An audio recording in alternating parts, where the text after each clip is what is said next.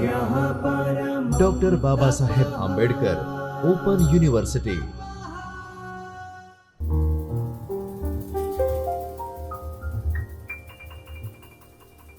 નમસ્કાર દોસ્તો, હું છું આપનો દોસ્ત કામેશ રાવલ. ડૉક્ટર બાબા સાહેબ આંબેડકર ઓપન યુનિવર્સિટીમાં થઈ રહેલા આ વિડીયો લેક્ચર સિરીઝ અંતર્ગત હું આપનું હાર્દિક સ્વાગત કરું છું. તો દોસ્તો, આપણે વાત કરી રહ્યા હતા સી પ્રોગ્રામિંગની, અને બેઝિકલી લાસ્ટ વિડીયોની અંદર આપણે ડિસ્કસ કર્યું હતું પોઇન્ટર. ફાઇન. તો બેઝિકલી આપણે પોઇન્ટરને સમજવાનો ટ્રાય કર્યો હતો કે પોઇન્ટર એકચ્યુઅલમાં છે શું, એની જરૂર શું છે. તો બેઝિકલી લાસ્ટ વિડીયો સેશનમાં જે આપણે ડિસ્કસ કર્યું કે પોઇન્ટર એ બીજું કાંઈ જ નથી, it is a variable, right. પણ આ વેરિયેબલને આપણે થોડાક સ્પેશિયલ વેરિયેબલ કીધા, because the thing is this variables are basically used to store the addresses, not the value.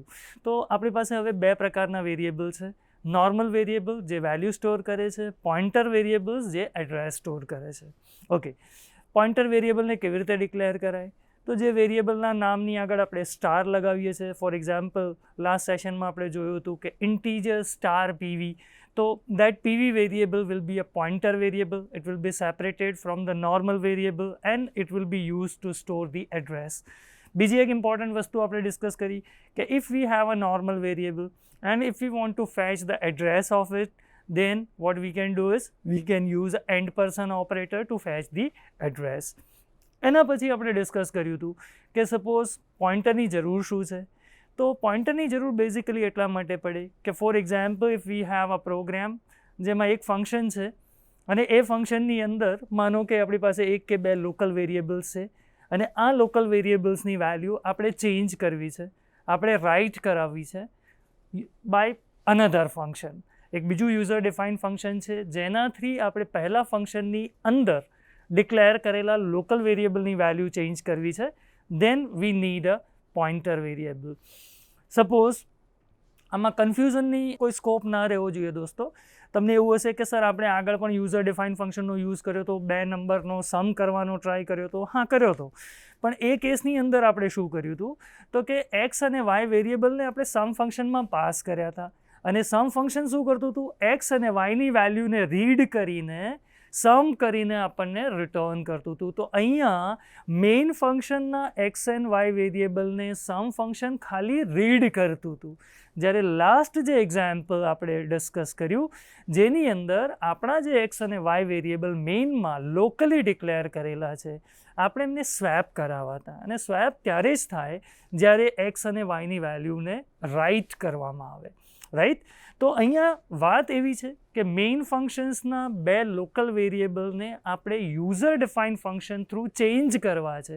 એક્સની અંદર 5 હતા, 7 કરવા હતા, વાયની અંદર 7 હતા, 5 કરવા હતા. તો આવા પ્રોગ્રામ્સ જ્યાં એક ફંક્શનના લોકલ વેરિયેબલની વેલ્યુને ચેન્જ કરાવવી હોય બીજા ફંક્શન થ્રુ, ત્યારે આપણને શું જોઈશે? Pointer variable. ફાઇન. તો લાસ્ટ જે પ્રોગ્રામ આપણે ડિસ્કસ કર્યો હતો, fine, this is the output of this that particular program. પ્રોગ્રામને થોડુંક ધ્યાનથી સમજવાનો ટ્રાય કરો દોસ્તો. Two variables are there which we have declared locally inside the main function x and y.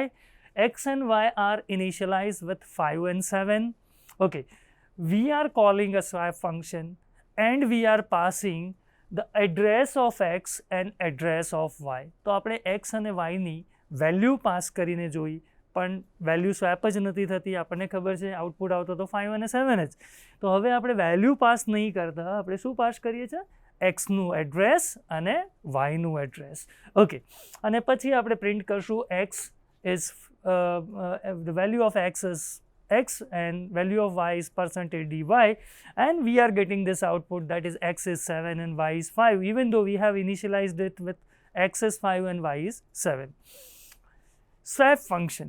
તો swap function ની અંદર બેઝિકલી અહીંયા આપણે વેલ્યુ પાસ નહીં, પણ આપણે x અને y ના એડ્રેસીસ પાસ કરીએ છીએ. અને જ્યારે પણ એડ્રેસ પાસ કરીએ આપણને ખબર છે કે એડ્રેસને સ્ટોર કરવા માટે આપણી પાસે પોઇન્ટર હોવું જોઈએ. ધ્યાનથી જોઈએ તો what is x? X is a integer variable જેનું એડ્રેસ છે, પાસ કરીએ છીએ એન્ડ પર્સન એક્સ. તો અહીંયા આપણી પાસે જોઈશે ઇન્ટીજર વેરિયેબલનું પોઇન્ટર. સો ઇન્ટીજર પોઇન્ટર એમ. વાય પણ શું છે? integer, n%y is what? It is a address of integer variable y. તો અહીંયા આપણે એક પોઇન્ટર લઈ લઈશું, એ પણ ઇન્ટીજરનું, integer pointer n. Okay, then we have taken one temporary variable, we have returned star m. Star m એનો મતલબ એવો થશે કે એમની અંદર જે એડ્રેસ છે એક્સનું, એ એક્સની વેલ્યુ લઈ આવો અને ટેમ્પમાં સ્ટોર કરો. તો ઓબ્વિયસલી ટેમ્પમાં 5 સ્ટોર થશે. અહીંયા એનમાં જે એડ્રેસ છે ઓબ્વિયસલી એ વાયનું એડ્રેસ છે, તો વાયની વેલ્યુ 7 એને એમવાળા એડ્રેસ પર મૂકો. હવે એમમાં કયું એડ્રેસ છે? એક્સનું, એટલે કે એક્સ વેરિયેબલમાં રાઇટ કરો, એટલે એક્સની વેલ્યુ અહીંયા બદલાશે, 7 થઈ જશે. ટેમ્પમાં જે 5 સ્ટોર છે, you put it at the address which is we have stored in the pointer n. હવે n માં કયું એડ્રેસ છે? y નું, તો y ના એડ્રેસ પર તમે n ની વેલ્યુ સ્ટોર કરો, એટલે y ની વેલ્યુ પણ થઈ જશે 5. તો અહીંયા x અને y ની વેલ્યુને આપણે ચેન્જ કરીએ છીએ. Fine. Now what are the areas where you can use a pointer? કઈ જગ્યાએ આપણે પોઇન્ટર્સનો યુઝ કરી શકીએ? તો જુઓ, સૌથી પહેલો પોઈન્ટ આઈ થિંક તમને એકદમ ક્લિયર થઈ ગયો હશે કે if you want to access તો એમ પણ કરી શકાય. સમ ફંક્શનની અંદર પણ આપણે એક્સ અને વાય વેરિયેબલને એક્સેસ કર્યા હતા અને સમ ફંક્શને તેનું સમ કરીને રિટર્ન કર્યું હતું. પણ અહીંયા એ એક્સેસ હતું રીડ એક્સેસ. ફાઇન. વેરિયેબલ્સને રીડ કરાવવા માટે પોઇન્ટર વેરિયેબલની જરૂર નથી. ઓકે, પણ અહીંયા એક્સેસને આપણે શું કહીએ છીએ?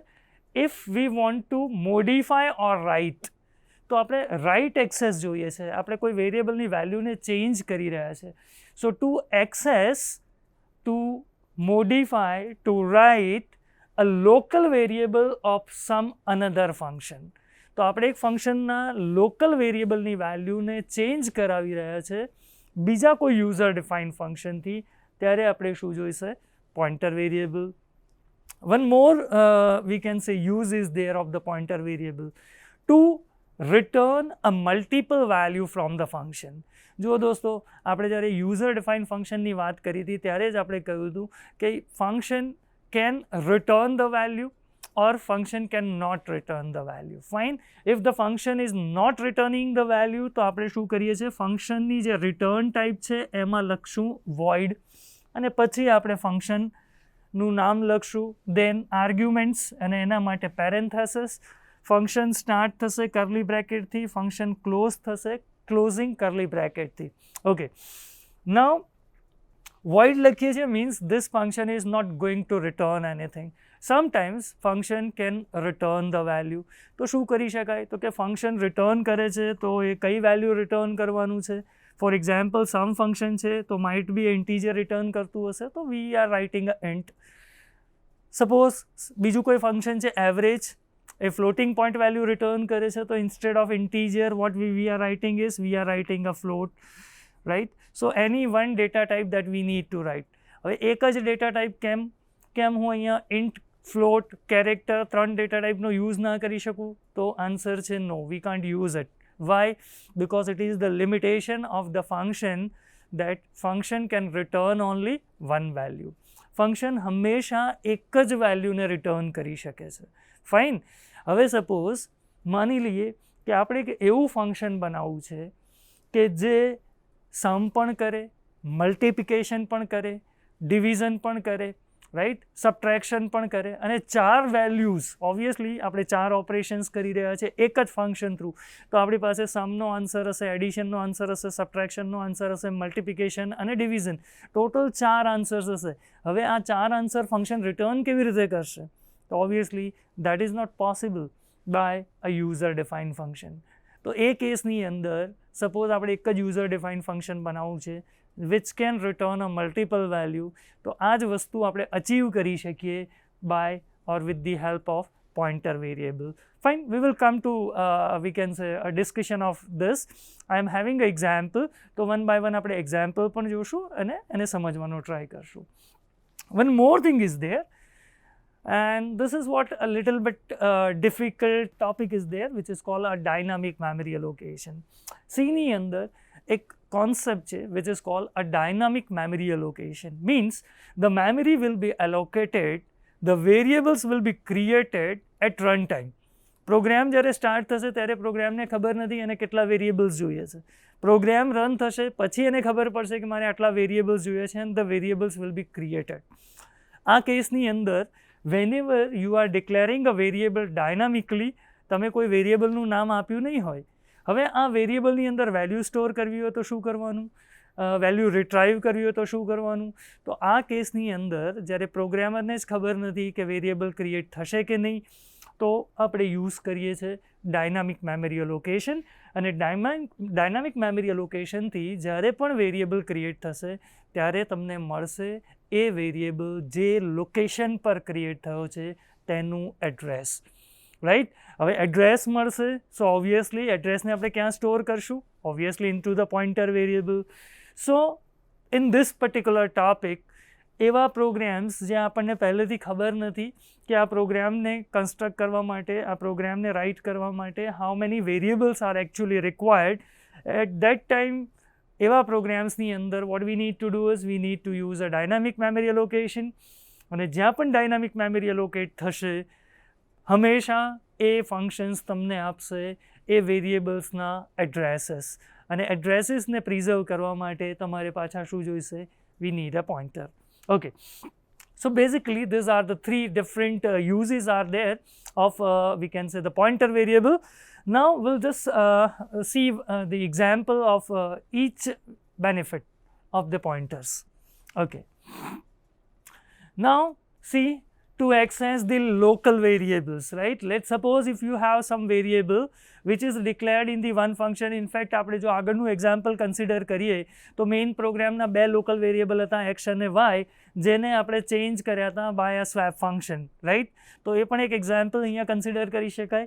પણ અહીંયા મેં એક બીજું એક્ઝામ્પલ તમને બતાવવાનો ટ્રાય કર્યો છે. Vote we have is, here we have one variable, C this variable integer x I have declared outside of the function. દોસ્તો તમને ખબર છે કે આપણે પહેલાં જ જ્યારે ફંક્શન્સ યુઝર ડિફાઇન ફંક્શનનું ડિસ્કશન કર્યું હતું ત્યારે આપણે એ વસ્તુ શીખ્યા હતા કે when we are declaring any variable which is outside of the function, it is known as a global variable. So here x is what? It is a global variable, and we know that the global variable can be accessible throughout the program. મતલબ આ variable એક્સને તમે મેઇનમાં પણ access કરી શકશો, આ variable એક્સને તમે આ change Y વાળો જે ફંક્શન છે, આ જે યુઝર ડિફાઇન ફંક્શન છે એમાં પણ એક્સેસ કરી શકશો.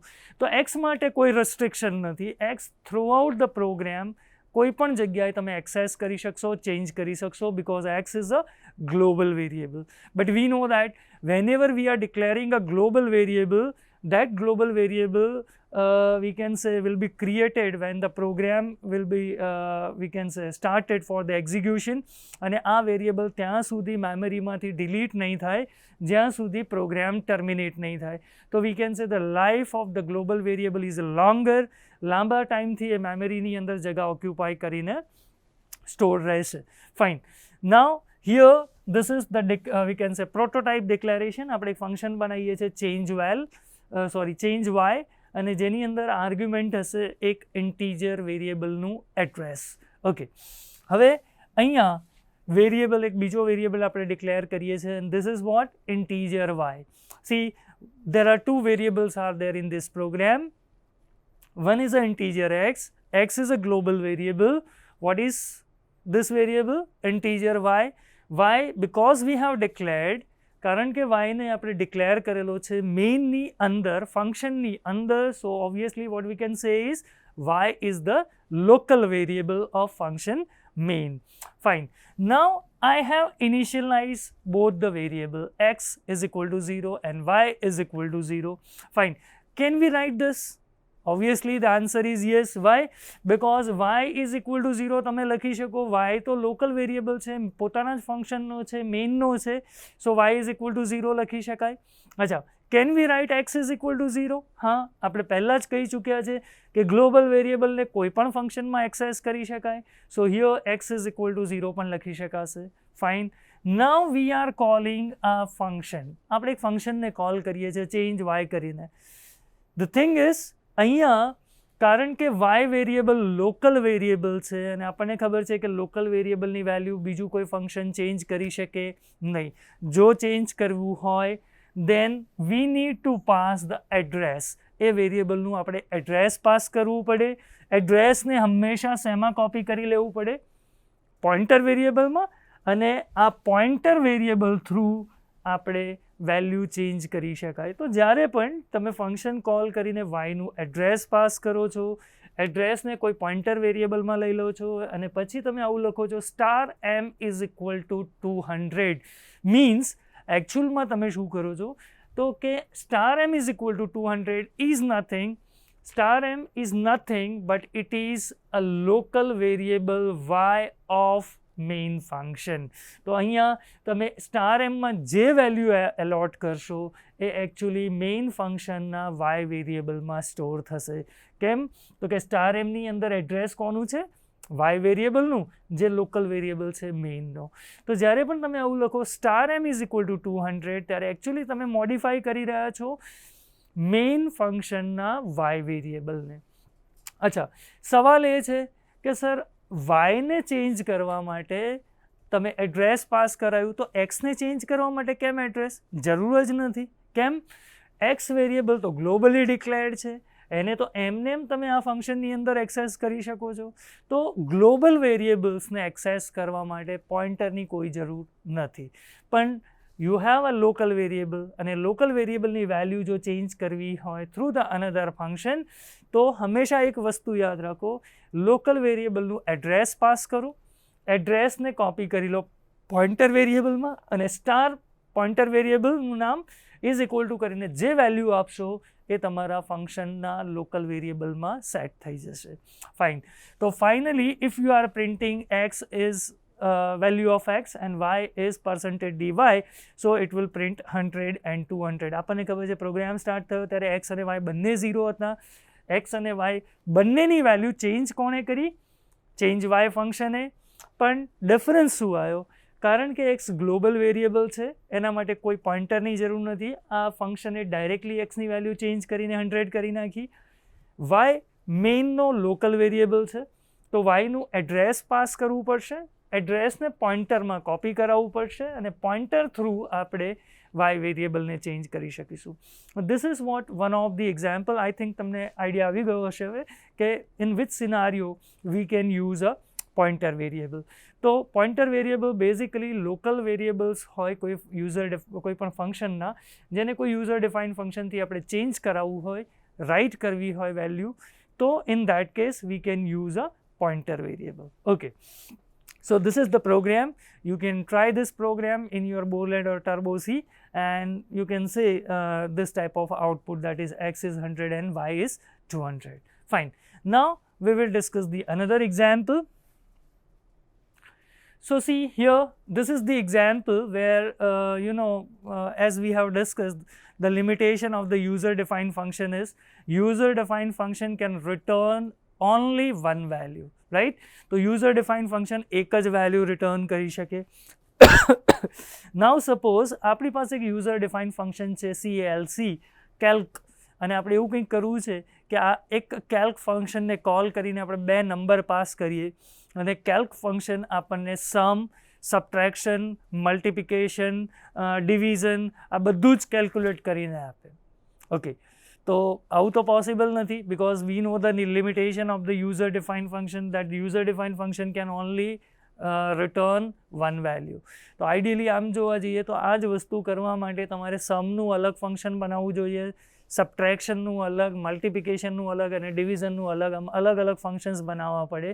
બટ બેઝિકલી પોઇન્ટર થ્રુ આપણે આ વસ્તુને પણ અચીવ કરી શકીએ છીએ કે એક જ ફંક્શન એકથી વધારે વેલ્યુ રિટર્ન કરે છે. કેવી રીતે સમજવાનો ટ્રાય કરીએ આપણે. તો સી હેડર ફાઇલ્સ આપણે ઇન્ક્લુડ કરી દીધી stdio.h and conio.h. This is what the user defined function CLC, and in this CLC function we are passing a 2 number, right? અને આ બંને નંબર છે, it will be actual argument, and suppose આ જે પણ બે નંબર હશે in this particular program I have considered x is 25 and y is 5. Okay, and then you know, I have taken a 4 variables because I need a 4 output from the function. મારે addition કરાવવું છે, મારે addition જોઈએ છે, subtraction જોઈએ છે, multiplication જોઈએ છે અને ડિવિઝન જોઈએ છે. Okay, so total 6 arguments are there. These are the 2 actual arguments and these are the actual arguments for, we can say, returning the value, right? આ બધી return value માટે થઈને મેં variables declare કરેલા છે. Fine. Now here what we are doing is in the main function we have something like this. In the main function we have a 2 variable, one is a x, second is a y. Both the variables I have initialized with a 25 and we can say 5. We have few more variable, one is for sum, another variable is for subtraction, one more variable is for multiplication and one more variable is for division. Fine. So total 6 variables are there and now what we are doing is we are we can say calling a function that is a calc. હવે દોસ્તો અહીંયા જુઓ, x અને y, આપણે x અને y ની આગળ %% નથી લગાવતા. કેમ %% નથી લગાવતા? કારણ કે આપણે x અને y ની વેલ્યુ આ કેલ્કે ચેન્જ નથી કરવાની. આપણા યુઝર ડિફાઇન ફંક્શને x અને y ની વેલ્યુ ચેન્જ નથી કરવાની. ફાઇન. x ની વેલ્યુ 25 અને y ની વેલ્યુ 5, આપણે કેલ્ક ફંક્શન આ બે વેલ્યુને ખાલી રીડ કરી રહ્યું છે. Fine. And whenever we want to read the value, it's fine. તમે વેરિયેબલ્સની વેલ્યુ પાસ કરી દો and the thing is over, right? Okay. પણ કેલ્ક ફંક્શન શું કરશે? તો કે બંને નંબર n1 n2 નો સમ કરીને એ આ જે સમ વેરિયેબલ છે which is declared locally inside the main function, આ સમ ફંક્શનની અંદર એ સેટ કરશે કે addition is 30, right? So here some variable will be returned by a calc function. અને આપણને ખબર છે કે કોઈ એક ફંક્શન છે એના લોકલ વેરિયેબલની વેલ્યુ જો રાઇટ કરાવી હોય તો આપણે શું કરવું પડે? એ વેરિયેબલનું એડ્રેસ પાસ કરવું પડશે અને એડ્રેસ હંમેશા શેમાં લેવાશે? પોઇન્ટરમાં. તો એવું સમજી લઈએ કે પોઇન્ટર p છે એ સમ વેરિયેબલને પોઇન્ટ કરી રહ્યું છે, પોઇન્ટર q છે એ સબટ્રેક્ટ વેરિયેબલને પોઇન્ટ કરી રહ્યું છે, પોઇન્ટર r જે છે એ મલ્ટિપ્લિકેશનને પોઇન્ટ કરી રહ્યું છે અને પોઇન્ટર s છે એ ડિવિઝનને પોઇન્ટ કરી રહ્યું છે. Fine. Now whenever you are calling a function, you are passing the 6 argument. This 6 argument will be n1, n2, we can say p, q, r and s. Fine. Now here what you have written, star p is equal to n1 plus n2. Now what is n1 here? X is 25, 25 will be copied into n1, so n1 is 25. The second argument y is a 5 and you are passing 5, 5 will be copied where? Into n2. So x is 25, y is n1 is 25, n2 is 5. So here n1 plus n2, that means it will calculate 25 plus 5. So obviously it will be a 30 and 30 we are writing into star p. Now star p is pointing to which variable? This is the third argument, so star p is pointing to the sum variable. So 30 will be returned into the sum variable. So now the sum variable is having 30, right? Then here what we have written is star q is equal to n1 minus n2. Okay, so star q is equal to n1 minus n2, that means n1 is 25, n2 is 5, 25 minus 5, so obviously it will be a 20 and 20 we are writing into the star q. Now star q, it is pointing to which variable? So here it is a fourth argument and here the fourth argument is address of subtract variable. So obviously into this sub variable the 20 will be stored and in the same way we can say 125 will be stored into the multiplication and 5 will be stored into the division. After execution all the line, when you come back to the main function and if you are trying to print the value of sum, subtraction, multiplication and division, what you are getting is sum is we can say 30, subtraction is 20, multiplication is 125 and division is 5, right? તો basically આ એક્ઝામ્પલથી આપણે શું કર્યું તો કે main function છે, main ફંક્શનના main બે આર્ગ્યુમેન્ટ છે એક્સ અને વાય, 25 અને 5, અને આ બે વેલ્યુ આપણે પાસ કરીએ છીએ યુઝર ડિફાઇન ફંક્શનમાં. યુઝર ડિફાઇન ફંક્શન કેલ્ક્યુલેટ કરે છે addition, subtraction, multiplication, division of this two number whatever we have pass, and finally આપણા જે 4 વેરિયેબલ્સ છે આ ચારે વેરિયેબલ્સની અંદર સમ, સબટ્રેક્ટ, મલ્ટિપ્લિકેશન અને ડિવિઝનને રાઇટ કરે છે. Even though what we have return here is we have return a void, means this function is not returning anything, અને ફંક્શન કાંઈ રિટર્ન નથી કરતું એવું આપણે લખ્યું છે, અને તો પણ આ ફંક્શન થ્રુ આપણે 4 વેલ્યુ કેલ્ક્યુલેટ કરાવીને એને રિટર્ન કરી લીધી. ફાઇન.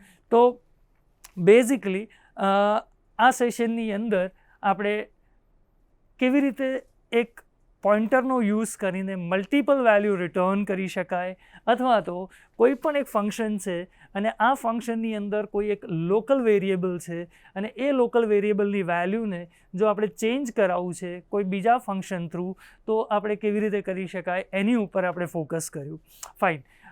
આવનારી જે વિડીયો છે આના પછીની જે સેશન હશે જેની અંદર આપણે પોઇન્ટર વેરિયેબલનો મેઇનલી જે થર્ડ યુઝ છે કે what is dynamic memory allocation, dynamic memory allocation કેવી રીતે કરી શકાય અને પોઇન્ટર ત્યાં કેવી રીતે ઉપયોગમાં લઈ શકાય. નોટ ઓન્લી દેટ, પોઇન્ટર હવે જ્યારે આપણે શીખ્યા છે ત્યારે પોઇન્ટર એરે સાથે કેવી રીતે કામ કરશે, રાઈટ, અને એરેના પ્રોબ્લેમ્સને સોલ્વ કરવા માટે આપણે પોઇન્ટરનો કયો યુઝ કેવી રીતે કરી શકાય તો એના ઉપરના એક્ઝામ્પલ્સ આપણે કવર કરવાને ટ્રાય કરીશું. નોટ ઓન્લી દેટ, આપણે સ્ટ્રક્ચર જે ભણ્યા એ સેશનની અંદર બેઝિકલી મેં એમ્ફેસિસ કરવાનો ટ્રાય કર્યો હતો કે સ્ટ્રક્ચર એ બીજું કાંઈ જ નથી, it is a user defined data type. Integer અને સ્ટ્રક્ચરમાં કોઈ વધારે ડિફરન્સ નથી. Integer is a primitive data type, is a system defined data type, where the structure is a user defined data type. તો તમને એવું હશે કે સર તમે એક્ઝામ્પલ બધા બતાવી રહ્યા છો જેની અંદર ઇન્ટીજરનું પોઇન્ટર લઈને બતાવી રહ્યા છો, તો તમારા મગજમાં કદાચ એવા ક્વેશ્ચન્સ હોય કે ફોર એક્ઝામ્પલ સર આપણી પાસે સ્ટ્રક્ચર છે તો એનું પોઇન્ટર લઈ શકાય. So obviously the answer is yes. અને સ્ટ્રક્ચર વેરિયેબલ સાથે સ્ટ્રક્ચર વેરિયેબલના પોઇન્ટરને લઈને સ્ટ્રક્ચર વેરિયેબલની વેલ્યુ કેવી રીતે ચેન્જ કરી શકાય તો એના રિલેટેડ બહુ સરસ ડિસ્કશન કરશું આવનારી વિડીયોઝની અંદર. ત્યાં સુધી મને રજા આપો. ધન્યવાદ. સ્વાધ્યાયઃ પરમં તપ